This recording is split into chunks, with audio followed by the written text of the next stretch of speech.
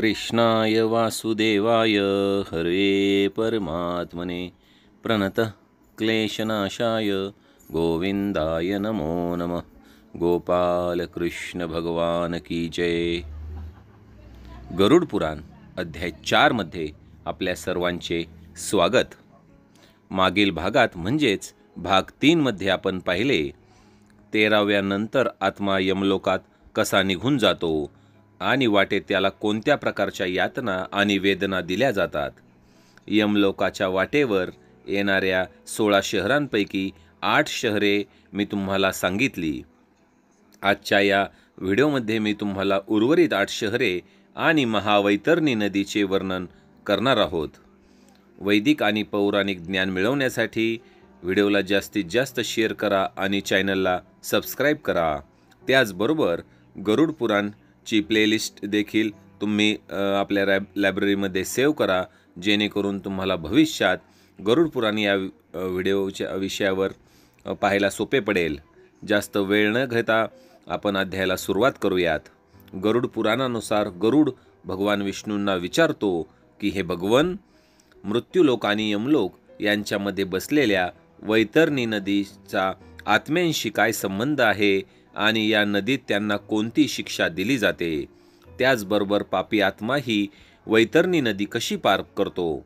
तेव्हा भगवान विष्णू त्याला म्हणतात की 5 मास आणि 15 दिवसानंतर यमदूतांनी पेटवलेले ते प्रेत पुढच्या शहरात जाऊन श्राद्धपिंडाचे सेवन करतो।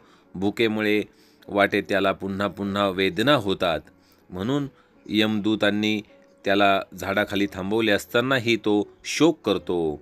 तो म्हणतो की असा कोणी मुलगा, कोणी भाऊ आहे का की जो माझ्या मृत्यूवर शोक करत आहे।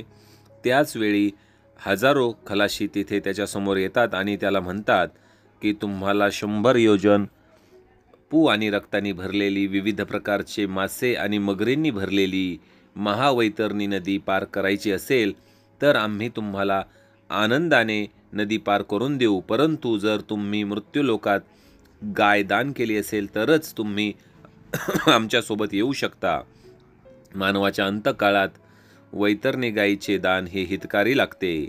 महावैतरणी नदी पार करायची असेल तर विद्वान व नित्य धर्मात राहणाऱ्या ब्राह्मणाने गाय दान करावी। गोदान पाप्याचे सर्व पाप नष्ट करून त्याला आनंदाने विष्णुलोकात घेऊन जातात। ज्याने वैतरणीचे प्राण दिले नाही तो त्या नदीतच बुडू लागतो।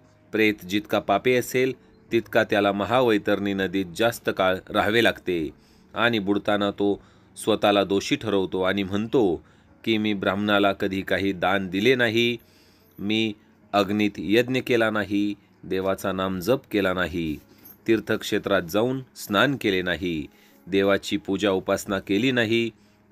मग यमदूत त्या प्रेताला सांगतात की हे मूर्ख, तू जे कर्म केले आहेस त्याचे आता फळ भोग। यमदूतांचे कडू आणि खरे बोल ऐकून ते प्रेत रडू लागते आणि त्यानंतर वैतरणीच्या दुसऱ्या तीरावर दिलेले श्राद्धाचे दान व अन्न खाऊन तो पुढे सरकतो। त्यानंतर एका दिवसात 247 योजनाच्या वेगाने ते प्रेत पुढे चालते। 7वा महिना आला की तो भवापाद नावाच्या नगरात पोहोचतो। तेथे मासिक श्राद्धात जे काही दान दिले जाते तो खाऊन 8व्या महिन्याच्या शेवटी तो दुःखपूर आणि नाना क्रंदपूरकडे प्रयाण करतो। इथे तो खूप दुःखी होऊन रडायला लागतो। येथील लोकांना रडताना पाहून ते प्रेत स्वतः दुःखी होऊन मोठ्याने रडू लागते। तिथे 8व्या महिन्याचे श्राद्ध खाल्ल्यानंतर तो आनंदी होतो। ते नगर सोडून तो सुतक्त भवनकडे जातो। सुतक्त भवनात पोहोचल्यानंतर प्रेत पुत्राने केलेले पिंडदान आणि 9व्या महिन्याच्या श्राद्धाचे भोजन खातो। 10व्या महिन्यात तो रौद्र नगरात पोहोचतो। तेथे तो 10व्या महिन्याचे श्राद्धाचे भोजन जे आहे ते करून पयोवर्षण नावाच्या नगराकडे निघतो। तेथे पोहोचल्यानंतर 11व्या महिन्याचे श्राद्ध तो खातो। तेथे जोरात मेघवर्षा होते, त्यामुळे प्रेताला तेथे खूप त्रास होतो। त्यानंतर पुढे जाताना त्या प्रेताला कडक उन्हाचा त्रास होऊ लागतो आणि तो तहानेने व्याकुळ होऊ लागतो। 12व्या महिन्यात पुत्राने श्राद्धात जे काही दान केले आहे त्याच ते दुःखी प्रेत भोग करते। यानंतर जेव्हा वर्ष संपायला काही दिवस उरतात किंवा 11 महिने 15 दिवसांनी तो सिद्धनगरमध्ये जातो. तिथे त्याला खूप वेदनादायक थंडी मिळते.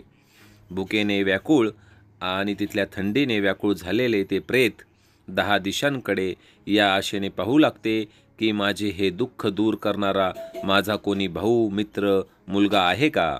त्यावेळेस यमदूत त्याला सांगतात की तुझा असा कोणता ऋणी आहे का की तुला या संकटात मदत करू शकेल? यानंतर तिथून 44 योजन क्षेत्रामध्ये पसरलेले गंधर्व आणि अप्सरांनी वेढलेले आणि अत्यंत मनमोहक असे बहुविधी नगर आहे, जिथे 84 लाख मूर्ख आणि अमूर्ख प्राणी राहतात. तिथे जे ब्रह्मदेवाचे पुत्र आहेत ते श्रवण राहतात. श्रोतेहो, इथे आपण आजचे हे सादरीकरण आणि हा अध्याय 4 इथे समाप्त करणार आहोत. यापुढे आपण जी ब्रह्मदेवांचे पुत्र श्रवणदेवांचे वर्णन आणि त्या संबंधित सर्व कार्य हे मी तुम्हाला 5व्या भागात सांगणार आहे. तुमचे ज्ञान वाढवणे आणि धर्माबद्दल तुमचे कुतूहल वाढवणे हाच आपल्या या चॅनलचा उद्देश आहे. अध्यात्माविषयीची जी माहिती आहे ती देखील आपल्यापर्यंत पोहोचवणे, सर्वांना जागृत करणे, तसेच विविध क्षेत्रांची भेट करवणे हाच आपल्या चॅनलचा महत्त्वाचा उद्देश आहे. व्हिडिओला जास्तीत जास्त शेअर करा. भेटूया लवकरच गरुड पुराणचे अध्याय 5 मध्ये. गोपाल कृष्ण भगवान की जय.